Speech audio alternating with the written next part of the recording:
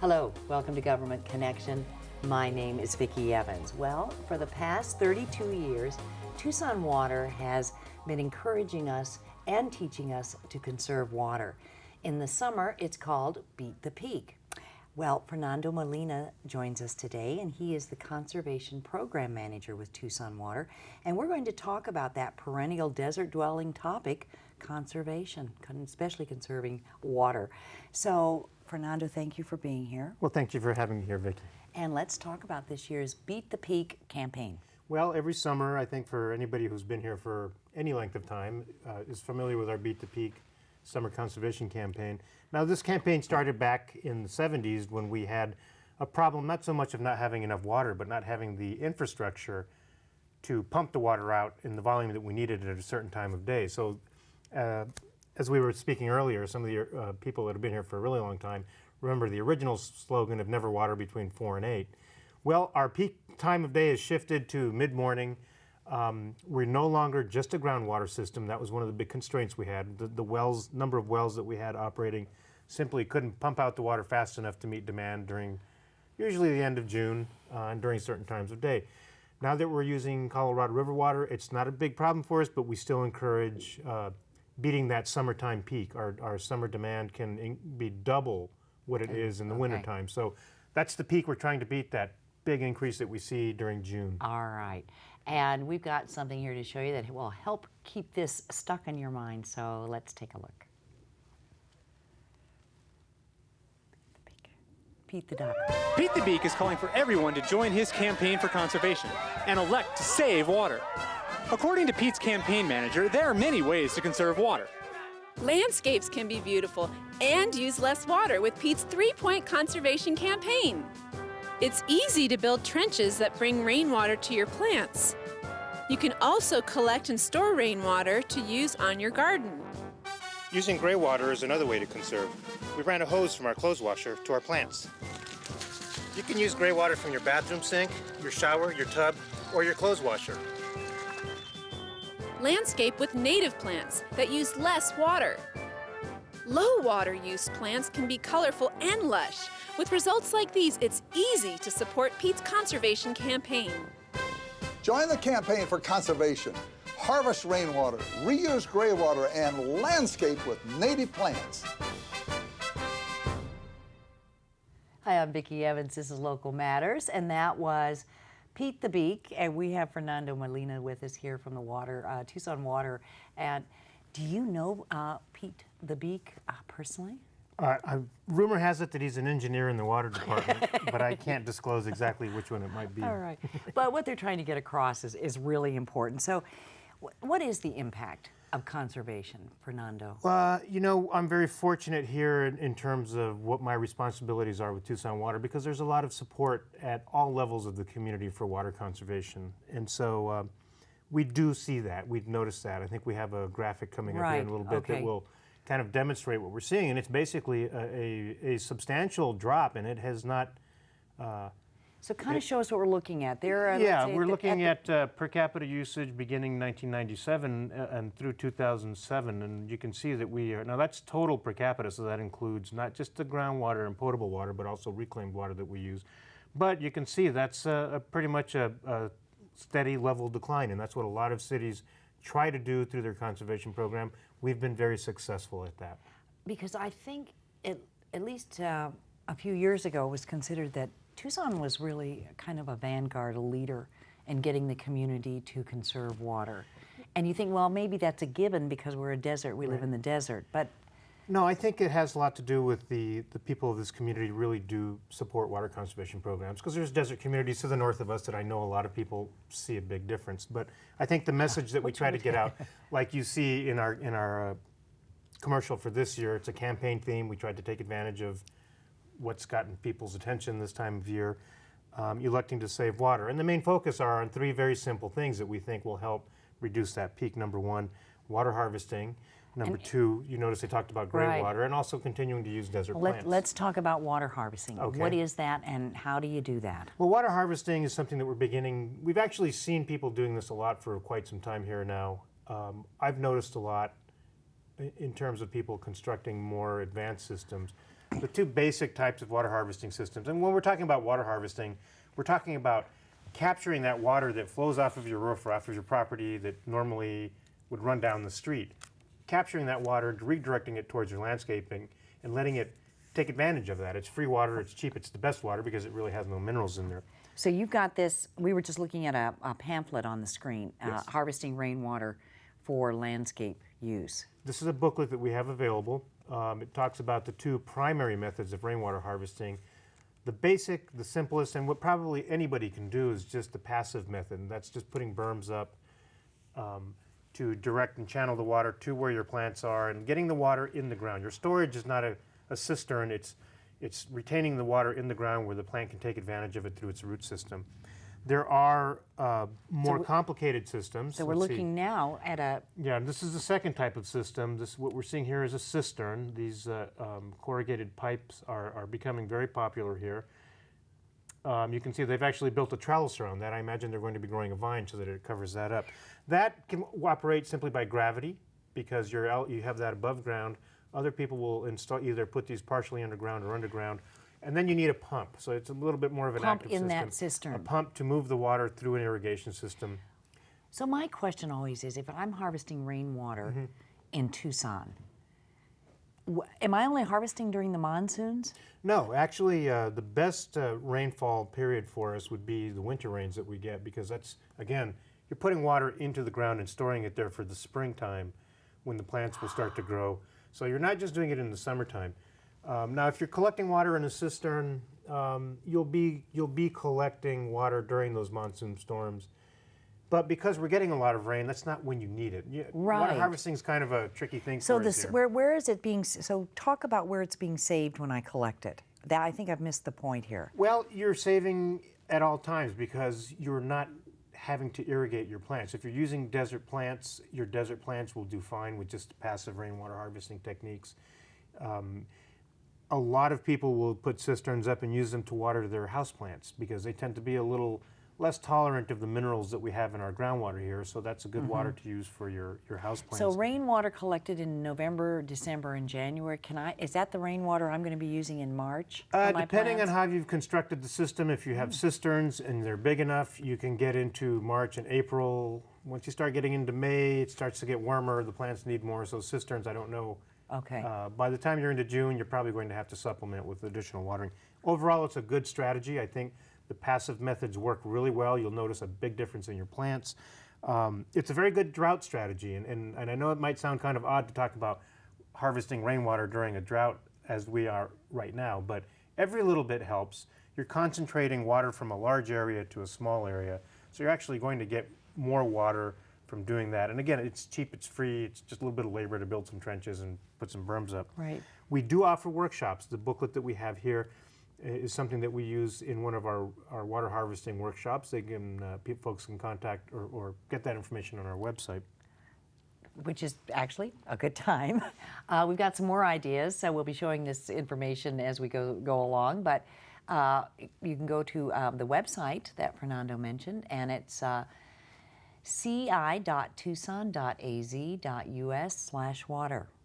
And you can always call Tucson Water at 791-4331. Let me give you that website again, ci.tucson.az.us/water. So gray water is also a part of conserving Yes, water. gray water is another one of the topics that we focused on in our commercial this year. And gray water is, if we think about recycling water, the city recycles water on a large scale to our reclaimed water system. Gray water is simply recycling water that you generate on site. It's typically water from your showers, from your bathroom sinks, your laundry. That's a real common one that we see. It's not water from your toilet You don't want to use water from your garbage disposal. Right. And you have to be careful with that laundry water as well, depending on Why? Now, why is that? Well, you know, number one, in general, black water goes into the sewer. It's just too much of a health risk. You mean just from the dirty clothes and the dirty clothes? If you're using your clothes wash water to reuse it as gray water on your property, the general recommendations are if you have somebody with any kind of illness or disease in your home, if you have small children and you're washing diapers, if people still wash diapers, I know they do. That's the kind of stuff, any kind of fecal material, any kind of contaminant. You want that to go down into the sewer and not be exposed into the environment there. So does it require special plumbing to install or begin to operate gray water? You know, I mentioned that the basic use that the majority of people that we have surveyed and discovered this are using their laundry water, and that's simply because it's the easiest. All you need to really do is run a hose from your drain. Instead of running it into your drain, you connect it to a hose, and you just move the hose around to different parts of your yard and water your plants that way. That's the easiest way to do it. Most people can do that without having to put any holes in walls or anything like Right. that. There are other fixtures that can be replumbed easier than others. If you're, for example, if you have a bathroom that faces an exterior wall, it's easier to put that connection in because you're only having to go through one wall to get the water from that sink. You generally, as I mentioned, there may be times that you don't want to use the gray water on your plants. You want to divert it back into the sewer system.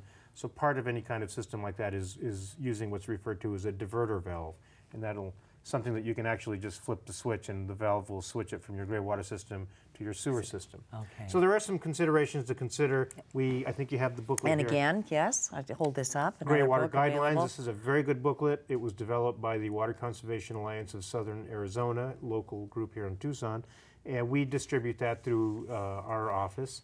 Lots of good design information. I have to ask you, I know you're not a botanist or a horticulturist, but is gray water all right for most plants? Gray water, there are some considerations. Aside from the health considerations, there are some things that people need to be cautious of. You need to be careful of the types of soaps and detergents that you're using. A lot of the ultra soaps, the new soaps that are coming out, tend to be high in sodium. That's the cleaning agent in there. And sodium, unfortunately, is not a good mix with our desert soils here. So you need to be careful about the types of detergents that you're using and soaps. Fortunately, I think you're beginning to see more and more in stores. Kind of the green detergents. More of the green detergents that are appropriate for this kind of use. Plants, definitely you don't want to use Clorox or bleach. That gets diverted off into the sewer. And you know, these systems do require a little bit of maintenance. That's one of the things that, as the people that I talk to that have installed a gray water system that incorporates a lot of different fixtures around the house, there's a little bit of work to it. You have to clean filters. If you're running it through any kind of an irrigation system and you're not cleaning the filters real well, you're going to have to clean that irrigation system out. So these are things that people need to think of as they go into this, and that's part of this whole strategy of being more efficient is how much work will it take? Right, exactly. So we talked about some of the precautions. Anything else you can think of when building a gray water system? You know, there's a pamphlet that we have available, and I think you have a copy of this here. Got this one too? Yes. Is this one, you're thinking this one? Yes, the Arizona Department of Environmental Quality offers this pamphlet. People can come online and look at this. We will mail it to you.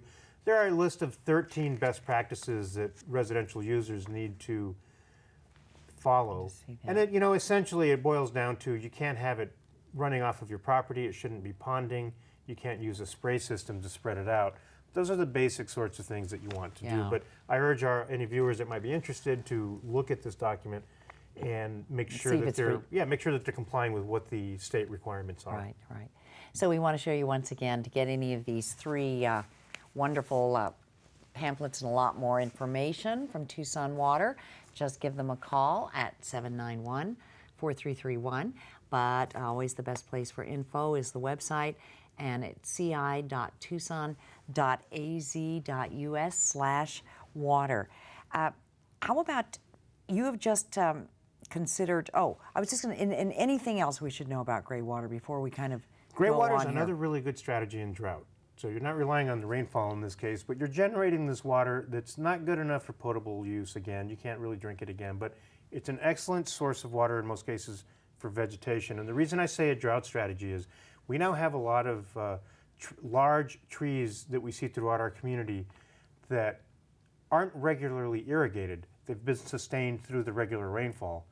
Well, now that we're seeing a decline in that and we're seeing less precipitation than we normally would get, we're beginning to see a lot of our bigger, older trees becoming more stressed because of the drought. So during this period, it would be good to have, if you've got a big pine tree or a big mesquite tree and you're noticing it's a little bit stressed, it's because of the drought. You might want to divert some of your laundry water over there. That's the easiest thing to do. And we are in a drought now and have been for how long? We're probably years, about 7 8 years into the drought now. I think most scientists will. We've had a couple 8 of good into this years, drought, right? yeah. These last years of monsoons and winter rains. Except this winter was. I was think this winter okay. was normal. I think we Yeah, I had think it normal was. rainfall in the winter. So so we are in a drought. So when those monsoons come and 2 inches are sure and you're along your street or 3 inches, we're still in a drought. And I also understand that with the subjects that we're talking about here, that Tucson Water has just finished conducting a series of town hall meetings. And I just want to know what those were about and why you did them. Well, we went to Mayor and Council with information related to our Community Conservation Task Force. And part of the public process of reviewing these recommendations from this task force, and these are recommendations for future water conservation programming, was to go back out into the community and get more input. So we held a series of 13 meetings. They were held throughout the city of Tucson and in Pima County. We do serve, as a municipal utility, we're a little unique because we also serve outside the corporate boundaries in the county, but we make sure that we... You are the water entity kind of for our we're urban area, about right? 75% or so of the total service around here. So we held these meetings, we got a lot of good input based on the information that was presented during these town hall meetings. So we're moving forward, we're taking that information, we're compiling it, we'll be going back to Mayor and Council with that. What were some of the, if you can think about it, one of the most common 1 or 2 things that people were concerned about, Fernando? As far as concerns, I think it's safe to say that there is some concern about growth in the community and whether there are the water resources available to sustain growth as it has been going on. And I think one of the concerns was that maybe we could be doing more in the area of water conservation. So that's, we can always do more. Right. And that's what this whole process was about. What more is there that we can do, and how can we do that effectively?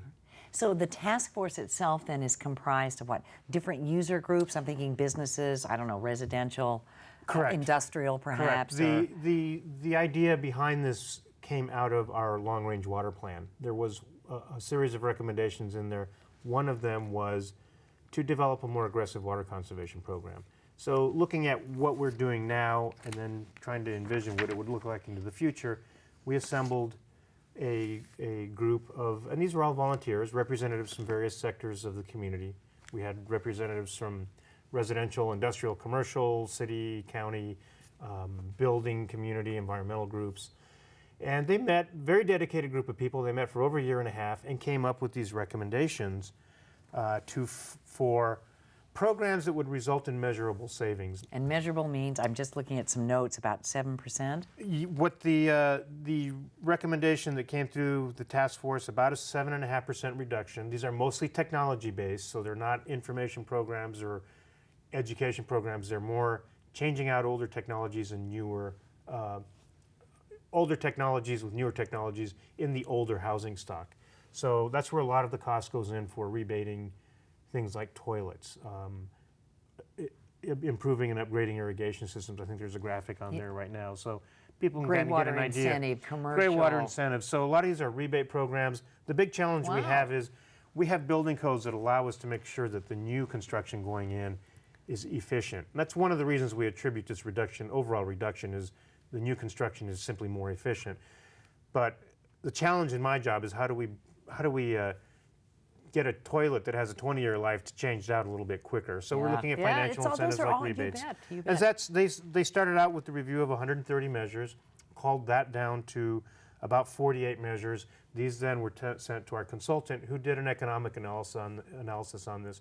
So basically these 22 measures represent those that were identified as being cost effective, not just from the perspective of the water savings, but as I tell people, you know, I'm responsible for spending our ratepayers' money. I need to make sure that there's an economic benefit coming from that as well. So these are measures that not only will save water, but will do so in an economically effective way as well. Great. And while we're talking about conserving water and our future, we don't want you to miss next week on Government Connection, not about water, but about wildfire prevention, the burn season. It's with the Forest Service, so you'll want to tune in next Wednesday, 6 p.m., June 18th, here on Government Connection. Why is this process of working with the Conservation Task Force so important? You know, Vicki, this was a really important process for us because we have never gone through this level of detail, both working with the community to identify those measures which they felt would be appropriate for use in our community, given our long-term objective. But the other thing that is really critical is these measures, as part of the review, represent, as I said, they're economically viable. So it's not just the water conservation potential, but the economic potential behind them. As I said, it's your money that I'm spending to make sure that we save water. I need to make sure that we're getting the biggest, you know, most people would say the biggest bang for the buck. So that, to me, that's what's really important. But I have a couple of graphs here. As I mentioned, they're technology-based, so we can actually measure the savings. There's a couple of graphs here that I think will I think it's slide 2. Slide 2 and 3 Slide 2. we need, Okay, if we look at slide 2 here, this graph, what you're looking at is our water resources over time. And so you can see the different colors there. The green represents our Central Arizona Project allocation. The blue on the left represents groundwater usage. So you can see our main strategy here is to eliminate as much as possible pumping of groundwater. So the pink is? And the pink represents reclaimed water. So this is our total potable water demand. Now if you notice at the year 2020, I believe, well, it doesn't show it on this graph. Okay, let's see one more here and it should show up. We reach a point at 2022 when the CAP water that we have available and the other groundwater that the other water resources that we have available are not sufficient, and we need as a utility to start locating additional sources of water. So we keep on with the same use we're doing now. Exactly. With these water sources. On this graph, if you look at the slope of the demand curve, that represents our current level of usage. We will need. At 2022, we will start needing to look at having other supplies available. So that means we need to start way in advance of that. 14 years from now. Right. So if we go to the next slide, you can kind of see what the impact of that, you know, you change the slope of that demand curve by 7%. Actually, this is a 10% reduction. And you can see what happens if they give that one more click on the graphic there. That date, 2022, gets pushed out to 2032. And that's just for the current population that we have here. So this is another, for me, a critical and a very important part of this whole process is we're actually incorporating the impact of reducing demand on our overall water resource management strategy. Fernando, and we don't have a lot of time yet, and one more question I want to ask, and it's about the surcharge increase. Yes. But is Tucson Water, is that part of your long-range plan, looking for other water sources? Well, if we could go back to those other graphs, that's certainly what we're all about. I think if folks want to, they can go on our website and look at the long-range plan. We can conserve so much, but you know, who knows? I mean, that must be we'll need additional water resources into the future, and so that's what we're already looking 50 years ahead to see when we will need them, and perhaps where they will come from. So. Implementing these measures here will give us some additional time to determine that. Right. So let's talk about this surcharge. Okay. And what it is, and when it goes into effect, and how it affects my pocketbook. Okay. Mayor and Council, as part of the overall rate and financial package that we submitted to them for review this year, approved a rate increase.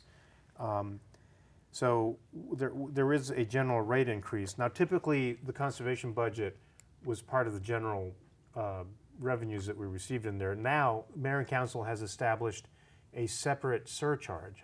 So now when folks look at their water bill, they'll look at their volume charge based on the number of hundreds of cubic feet that they used. There'll be a charge based on that volume. There's a CAP surcharge. The new surcharge that they'll have is a 3 cents per 100 cubic feet surcharge to help pay for these water conservation programs. Which on the average does what to my bill? I'm an average residential. The average person is customer. probably going to see less than 1% increase on their water bill. So I think we were looking at some statistics earlier that from 1997 to 2007, okay, Yeah, we have yeah. this one here. You can see, you know, we try to use rates as a way to encourage people to conserve. We also have to keep water affordable, and we work really hard to do that. And if you look at this graphic here, 1997. 1997, the average residential monthly water bill, this is 9,000 gallons of water use, was $19.84. In 2008, that same 9,000 gallons of water use is $20.06, about 1%. So we keep water affordable. We have to keep this financial incentive to not use as Right. much. Well, the director of Government Connection was saying that he's from Pittsburgh, and that's on three large rivers, and he says his family, you know, water rates are much higher in Pittsburgh than. Well, than and I think here. we'll see, because we're in a different situation now, as we move towards having to get more different renewable resources, they're going to cost more. So we'll you know, without a doubt, we'll see water rates increase, but that's going to reflect the increased cost of having to purchase those new supplies. All right. And once again, all this about conserving water, Tucson Water, Fernando Molina. We've got some contact information for you again, because there's some good stuff on this website. And the website is ci.tucson.az.us/water. And the department's number is 791-4331. We've got about a minute left, Fernando. What else would you like us to know about? Well, you know, I'd like to tell the viewers a couple of things that we're working on now, different than what we have been in the past. We, as part of this new conservation initiative, we're working at developing a toilet replacement program for low-income homeowners. We're also, sometime in the fall, hopefully we'll begin to roll out our rebate program for toilets for single-family and multifamily. So how much does an apartment old-fashioned toilet use when we flush it? Oh, we'll see right now anywhere between 5 and 3.5 gallons Per flush. per flush. The new toilets, the standard right now is 1.6 gallons. We'll be looking at rebating also high-efficiency toilets that are using 1.3 gallons or less. So those are what we're looking at there. We've also got a pilot project to upgrade irrigation systems in the multifamily sector. It's very likely that we'll expand that to include the commercial sector in general, apartment complexes. Okay, gosh, right. So we're working really hard to with the business community to kind of get them on the boat, get them moving forward, and let the public know who's doing this effort, who's making an effort to stop wasting as much water as maybe they are in their businesses. So that's another initiative. You'll probably be seeing a little bit more about this in the fall as well. So the conservation is just terribly important for all of us. It's easy to do, and it's something we all need to do. So Fernando, thank you so much for being here. Thanks for having me. Beat the Peak. Very fish.